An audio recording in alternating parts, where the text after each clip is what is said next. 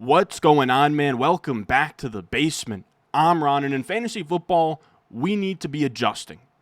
As the offseason rolls on, we get new information, we get new camp reports. Training camp is obviously happening right now. We get clarity on injuries, we get pecking order insights, and on top of that, we're in these draft rooms drafting these players and getting a feel for what the board looks like. A guy that I liked in April might not be a guy I like now in July. There's players that I now want to be drafting more of as we get closer to the summer, and I get a feel for the value pockets of these drafts. So today, we're going to talk through 7 players skyrocketing up my rankings in fantasy football this week. I just got done with a new top 200 rankings update, and these players are moving up based on camp reports, information, and just me drafting in general. So as always, if you enjoy, make sure to get down below, subscribe, leave a like. Let's go.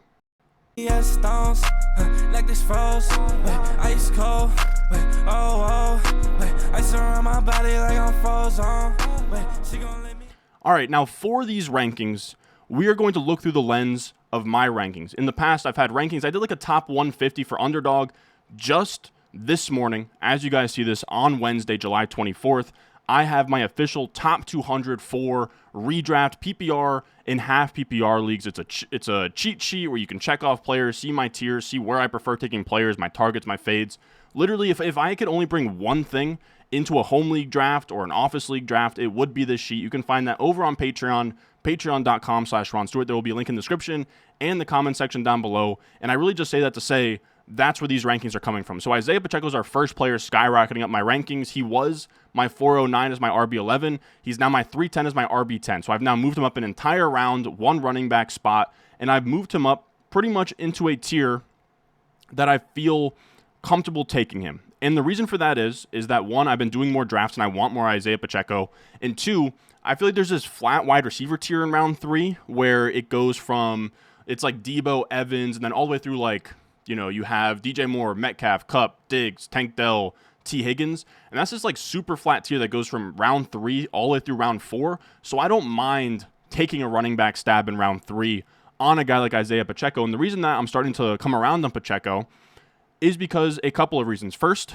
we have training camp right now, and this RB2 spot is wide open, which means there's not a lot of competition for Isiah Pacheco. They're so desperate at this point. We're seeing Kadarius Toney running back snaps, which doesn't concern me at all for Pacheco. Very rarely does this actually work, and we see a guy like, it's only been Cordarrelle Patterson in the past I can think of, maybe Percy Harvin a little bit when he was like very young, and that's really all I can remember. So this won't be a role that sticks. But if anything, I think it kind of just speaks to how bad the RB2 spot is right now with Clyde Edwards-Helaire. And then also you have Deneric Prince. So Clyde Edwards-Helaire not even the lock to be the RB2 right now. We now have reports from Pete Sweeney for the second straight day. Deneric Prince enters the 11-on-11 run period after Isiah Pacheco. So it's very clear Pacheco is the one. The 2 is so weak and so uncertain that Pacheco is going to be the guy with very little competition. And we have to remember, this is a backfield, and I find it very funny that we were drafting the hell out of Clyde Edwards-Helaire, and I was one of those guys as well. Clyde Edwards-Helaire was the first-round pick his rookie year because Chiefs took him in the first round. He was attached to Mahomes, and we know with Andy Reid, he produces fantasy studs. This is a tweet from Scott Barrett here where Andy Reid's, and this is from 2020, so this is from that offseason, right? Nobody really talks about it anymore since then, but from that time period, from 2004 to 2019, Andy Reid's RB1 has finished top 8 in 13 of the past 16 seasons, averaging 18.9 fantasy points per game, would have ranked 7th best last year. The funny thing is that running back scoring has gone down since then, so 18.9 fantasy points per game would have been the RB3 last year, which is really exciting. So now we get the RB1 in an Andy Reid offense, which is a coveted role, a reason why we were drafting Clyde Edwards-Helaire in the first round. We have him tied to Mahomes, who's coming off a bounce-back year here. They're going to be better in terms of their offense. Their defense will be worse this year. They lost L'Jarius Sneed. They had a legit top 3 defense last year. It should be more like fringe top 10. And this offensive line is also really good with guys like Creed Humphrey and Trey Smith up front. And we had, down the stretch last season, we had a glimpse of what his true upside looks like, and that's a 20-plus point per game running back, which is what we're looking for in fantasy football. We had a great tweet here from Ryan Heath. Pacheco without Jerick McKinnon last year, 14.9% target share, 22.1 fantasy points per game. After the bye, Pacheco's red zone attempt share grew from 56% to 80%, which is 14th to 2nd. Only Kyron Williams averaged more fantasy points per game in the red zone than Pacheco from weeks 10 through 18. Then we also have Jacob Gibbs, If looking for evidence that suggests Isiah Pacheco may take on an expanded role in year 3, Casey outlined it in 4 playoff games. 74% snap rate, 57% route participation, 20 rushes per game, 48% red zone opportunity rate, up from 38% in the regular season. So you can see in the games that mattered the most down the stretch last year, they really leaned on Isiah Pacheco, and I imagine just based on the moves that they've made, right? They didn't draft a running back. They haven't added one. They didn't re-sign Jerick McKinnon. Really, my only concern here is a Samaje Perine signing. We're going to talk about the Broncos' backfield in a little bit. Samaje Perine is the most likely to get cut from there. He's going to get picked up, and that's going to be very annoying for whatever running back room he joins. But you could say that for a lot of running backs. You could say that for the Bengals guys. You could say that for pretty much any team that doesn't have an established satellite back type of player. Now, after that, we have James Cook and Ray Davis. And this one is less training camp reports, and it's more diving into this Bills rushing offense when the offensive coordinator switch happened. Because last year, they had Ken Dorsey weeks 1 through 10. Then they fired Ken Dorsey and had Joe Brady weeks 11 on from there. And he was much more run-heavy than Ken Dorsey. You can see I have moved since my last rankings update. I moved James Cook from 502 to 508, so about like a half round up. I'm trying to pull him up here from RB13 to RB12, and then Ray Davis from my 1312 as RB52 to 1107 as the RB48, so pushing him up as well, the backup running back in Ray Davis. Now, when we talk about James Cook, he was an absolute stud last year when Ken Dorsey got fired. With Joe Brady for that last 7-game stretch, he had 16.7 points per game. He was the RB11 during that stretch, and that was scoring only a 2 rushing touchdown pace. But the reason to like him for his upside is that he was only on a 63 target, 49 reception pace.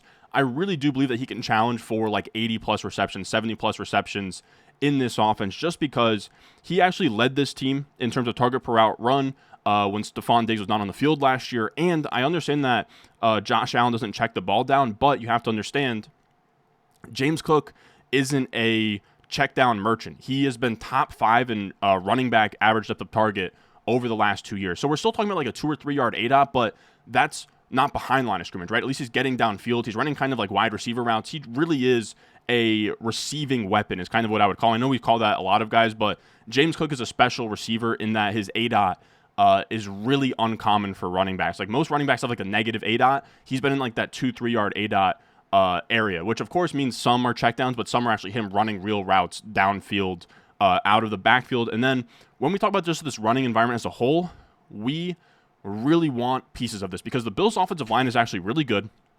They're going to score a lot of points with Josh Allen. And under this Joe Brady offense outlined by Jacob Gibbs here, they're going to run the ball a lot overall and in the red zone, right? So Ken Dorsey before that, 60% neutral pass rate, which is, pass heavy. 54 passing touchdowns, 50% red zone passing rate.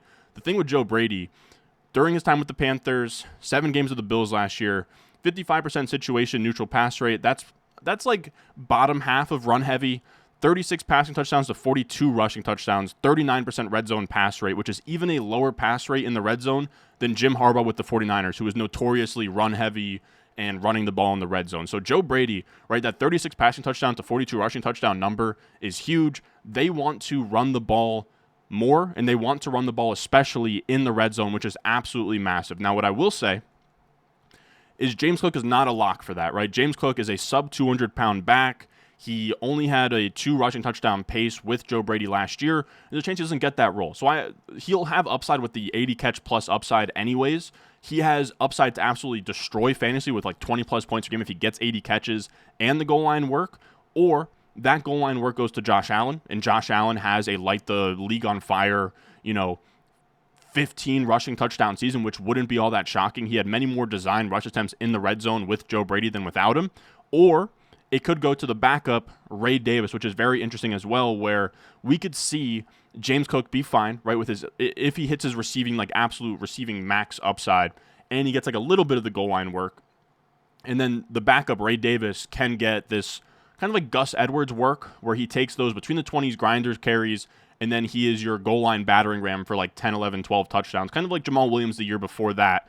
And the reason that I throw his name out there is because they just drafted him. It was on day 3, but he's 211 pounds at 5'8", so he's like very compact, much bigger than James Cook. Not a freak athlete by any means, but he did have 14 rushing touchdowns last year in the SEC for Kentucky. And then also, if James Cook was to go down, he has that added contingent upside where James Cook goes down. Ray Davis had 29 catches and 33 catches his final 2 years at Kentucky. So we're talking about a guy who can do it all. He can be the goal line battery ram, or if James Cook was to go down, he could just take on an all-purpose back role and absolutely crush fantasy. So it's not one of these things where it's one or the other. I'm not handcuffing James Cook, but I'm trying to get a Bills running back on my team because I really do think that this has upside to be one of the best rushing offenses in the NFL, even though that's not what we've expected from the Bills in the past. Something I haven't even mentioned is just the fact that without Diggs, their pass catchers aren't all that great. So we could see them almost look like the Chiefs this year, where the pass catchers suck and they kind of like rely on defense and running the ball to win games. We'll see. I think that they're going to have kind of a different identity than we think, which is why I'm moving up their running backs in the ranks. Now, this is a player I'm moving up for lack of news here, and that's Rashee Rice. Now, I'm not moving him up a crazy amount. I moved him up 5 spots from the 603 to the 510. I moved him up 4 wide receiver spots just because the more time passes and we hear nothing, the more I keep moving up Rashee Rice because of how messy his situation is. I want to put a big fat disclaimer, all right? I am not a lawyer. I don't know everything about the legal proceedings. I also am not here to comment on Rashee Rice's moral compass. I'm just simply talking this player as a fantasy asset on my team. And with Rashee Rice, he had like separate incidents. He had like the weird street racing thing that he had, and then he fled the vehicle, and then he assaulted a like nightclub. I don't know if it was paparazzi or reporter or something, but that's very messy. Where now you have like a pretty cut and dry case of like speeding and reckless driving. He has like felonies he's being charged for here, and then the assault thing that's getting settled in like civil court, and then could also be in like a real trial. So there's so many moving pieces that it seems to me that it's so messy. It could be like the Kamara incident where Alvin Kamara went to the 2022 Pro Bowl. He like punched a guy, or he assaulted a guy is kind of how I'll put it. And then he played out the 2022 season, and he wasn't suspended until the 2023 season. So this could be something similar where it's close enough to the season. It's murky enough that we don't get him suspended for this year. And if he does, it could be in 2024. And I think Graham Parfield puts it together well here. 3 notes on the Rashee Rice situation. Rappaport noted during the draft that there was a chance Rice avoids suspension in 2024 due to timing. Rice's first court date is set for December 9th. Chiefs owner just said there's been no word from the NFL on possible suspension. And what they've done with these weird, murky cases is a lot of the times they just let the legal case proceed, and then they figure it out later in terms of suspension after the court sort of assign whatever punishment they assign first and kind of wait for the legal system to happen first. So that's where I'm at. And again, we could get absolutely screwed over here, but Rashee Rice in the 5th or 6th round is a huge value here, just knowing the kind of player he was last year. This is from the world-famous rookie wide receiver report.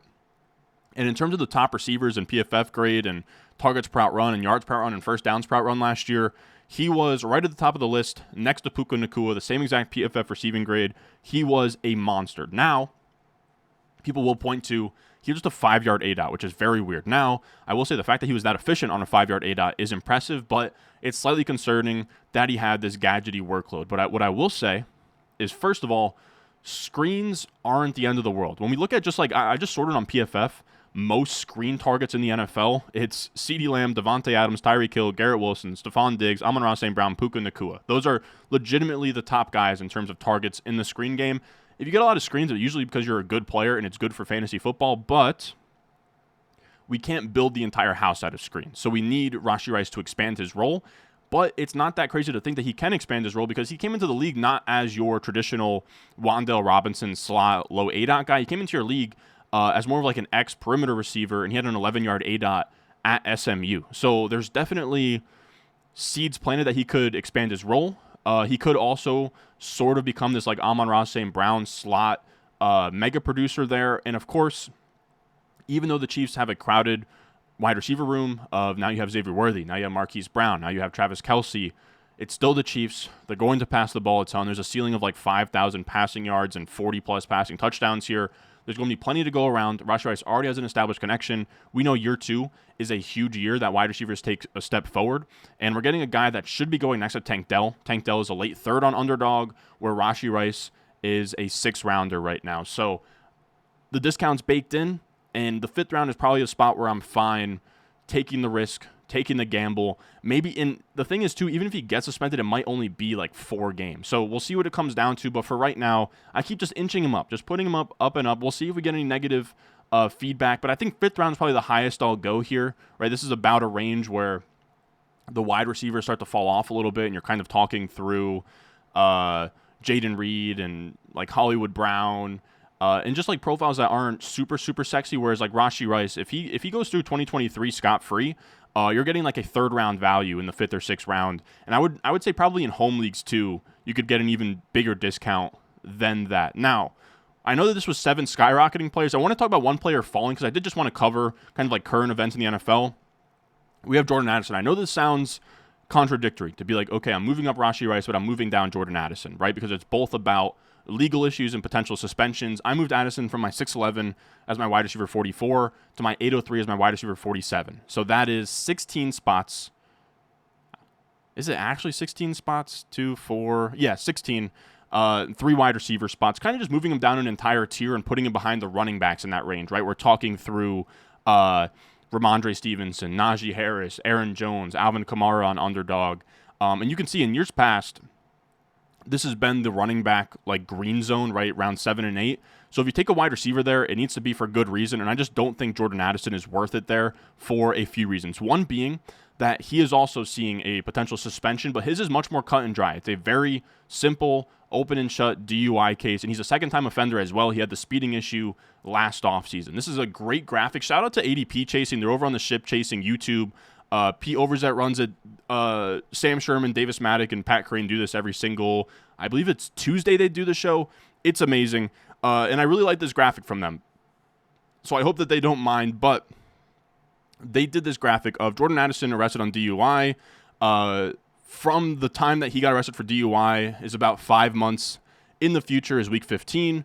And many NFL examples of DUI suspensions happen within 6 months. You can see Jim Irsay, Muhammad Wilkerson, Kareem Jackson, Deontay Harris. Most of these guys, they get suspended within 6 months. And that would put Addison on track to be suspended around week 15, which is a big, big deal because those are the playoff weeks. Those are where we get our money. And if you get a player that helps you to get there and then he vanishes, that's not great. That is a bad outcome altogether when you need players to come alive and produce for you in the playoffs. So that's a really tough button to press on Jordan Addison. And he was somebody where his player profile wasn't great either. Last year, he had 10 touchdowns. He was only expected for 7.6. He outproduced his touchdowns. And when we look at the rookie wide receiver report, he isn't as special as a guy like Rashee Rice or Tank Dell. Like his targets per out run was pedestrian, yards per out run pedestrian. Like everything was perfectly mid in terms of PFF grade, first downs per out run. And that was a good chunk of his games without Justin Jefferson. Now we get Justin Jefferson back in the mix. We have splits from last year where he played with and without Jefferson. Without him, 14.7 points per game. With him, just 11.8 points per game on 5.5 targets per game. Now maybe that goes up as a rookie, but we're now talking about Sam Darnold or J.J. McCarthy as quarterbacks. So there's not going to be as much efficiency in the passing offense. There won't be as much volume, and most of the good stuff will be going to Justin Jefferson. So I have a tough time seeing how he crushes, right? There's not a huge ceiling there with Jefferson. We now have the suspension looming, and he's just a player I'd rather not draft over the running backs in that range. And then I also did want to give a bonus here because I do get a lot of comments. I get comments where it's like, Ron, talk about Superflex, whatever. I don't play in a ton of Superflex leagues, but if I did, I would stop drafting J.J. McCarthy. That's something else I wanted to say. And he's someone like in best ball and on underdog, I'm not drafting him as well. It seems like there's some real steam that Sam Darnold is the QB1 here, or there's a good chance J.J. McCarthy takes over in week 7, week 8, week 9. But if you were in a redraft managed Superflex league, then you don't want to have to hold J.J. McCarthy for 8, 9, 10 weeks. In underdog, you don't want zeros for that long either. So I'm just kind of staying away. You had 32 beat writers tweet here. I don't know why I'm struggling to talk, but he says, I want a really competitive situation. Explains that Darnold will be taking the majority of his reps with the ones, so that each player is an individualized plan. That's what Kevin O'Connell said July 23rd. Then today, Sam Darnold had a highlight of him throwing a really good deep ball. Kevin Seifert from ESPN said Darnold just hit Jefferson in stride on a post for a 50-ish yard touchdown in team drills. Jefferson was pumped. It is the kind of throw you don't see every quarterback make. Jefferson said Sam was throwing bombs today. Sam Darnold is a competent quarterback, and we just saw Kevin O'Connell what can I say, puppeteer Josh Dobbs from the sideline without even knowing a playbook. Kevin O'Connell is one of the brightest play callers in the league, and he's going to get the best out of Sam Darnold. And this is a team that doesn't want to, throw away a season with a rookie quarterback. And if Sam Darnold's getting the job done and they're winning games, Sam Darnold might play more games than expected. So J.J. McCarthy, it seems like there's real risk that J.J. McCarthy plays like less than half of the games this year. We'll see how it goes. Usually these rookie quarterbacks play, but we're talking about the 11th overall pick, and Sam Darnold is a serviceable veteran and is a good fit for this Kevin O'Connell offense. So just something to monitor. Now, after that, our next player here, skyrocketing up my rankings, is Audric Estime. Jersey boy, he was outside of my top 190. He's now at my 1307 as my RB 55.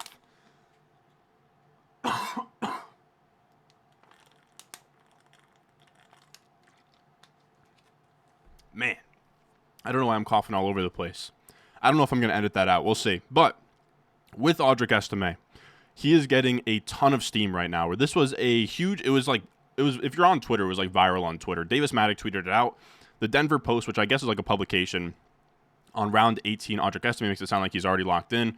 Says rookie Audric Estime is making the team, and if he shows up and shows out, Williams' footing becomes slippery. The room sets up as Estime, Jaleel McLaughlin, and the music is humming for one chair remaining for Williams and Pirine.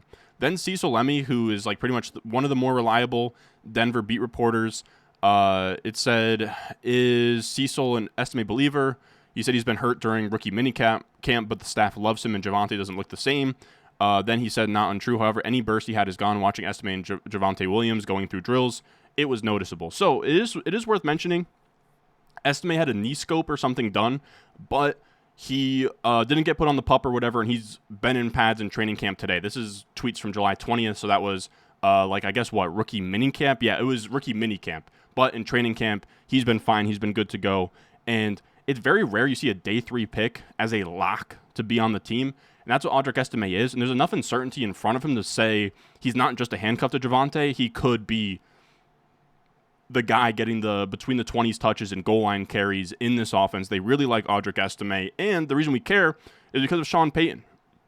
Last year, I only have this through week 16. This is from Sam Hoppen on Twitter. But the Broncos last year led, at least through week 16, led all teams in team high-value touches per game to the running back. So that is your carries inside the 10, right, because we want touchdowns, and your targets. We want targets, we want touchdowns. That's what Sean Payton does. So we want running backs in his scheme. Denver last year was 3rd in run block win rate, and we've seen Payton produce guys like Reggie Bush and Mark Ingram and Pierre Thomas, and the list goes on. And I want pieces of his rushing offense. And if there's buzz on Estime, it's worth taking stabs at him late in your draft to just add to running back rooms and like hero RB builds and 0 RB builds.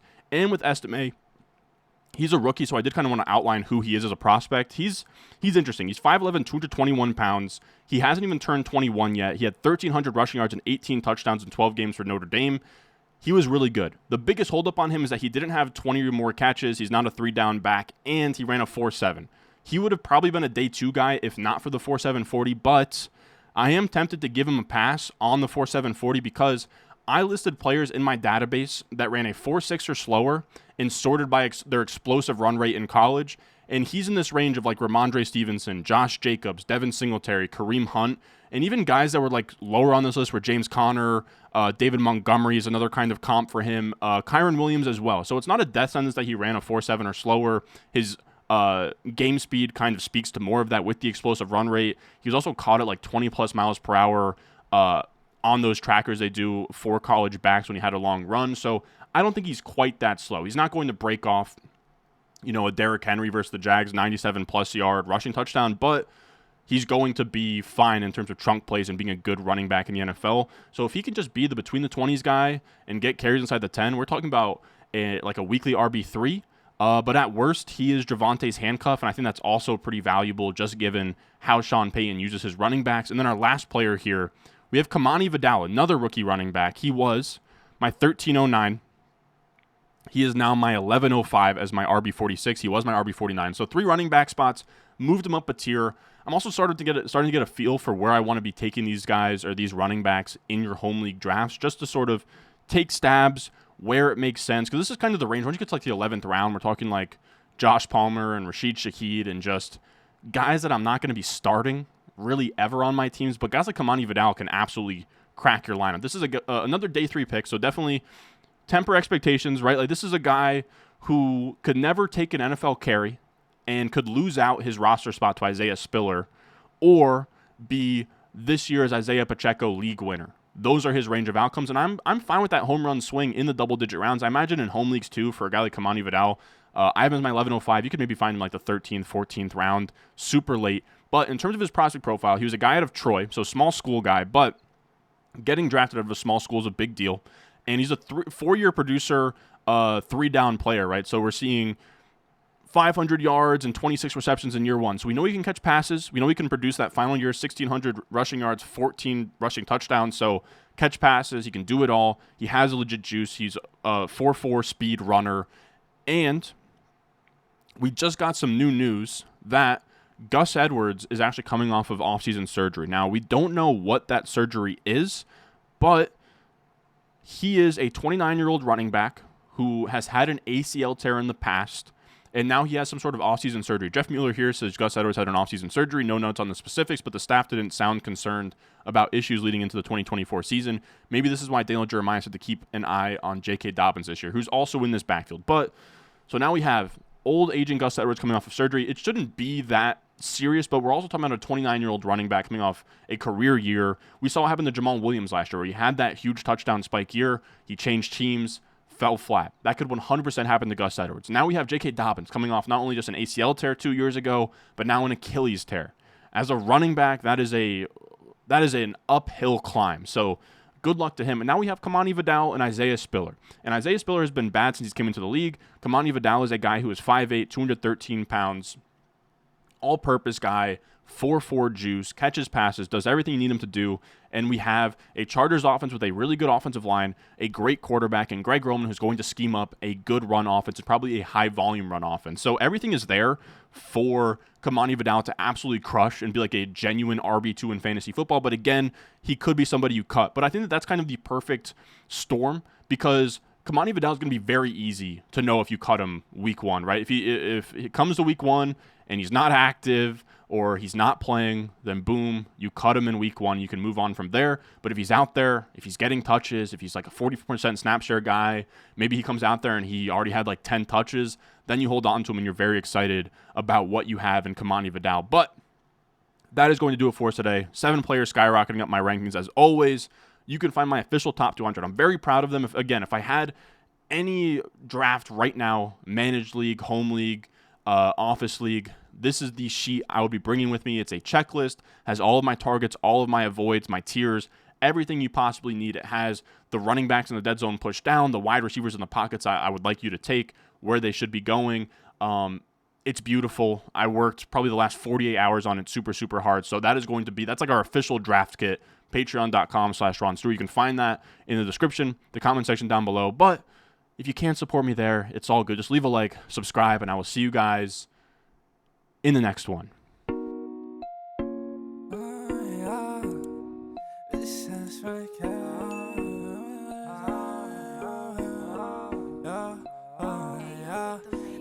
Stones, like this froze, ice cold, ice around my body like I'm